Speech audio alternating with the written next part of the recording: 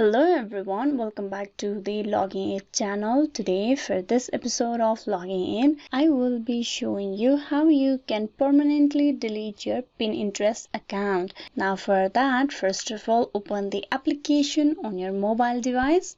Tap open the app. Once you have opened your app, you need to go to your profile section and tap on the three dotted lines on the top right corner. There you will see the options of setting.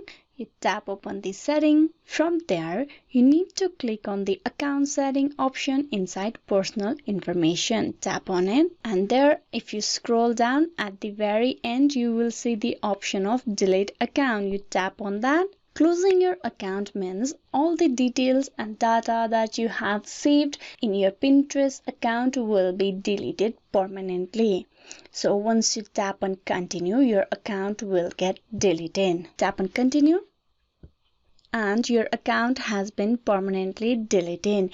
Hope this video was useful on how you can delete your Pinterest account permanently. Please like and subscribe the Logging In channel, and also don't forget to click on bell icon for the notification.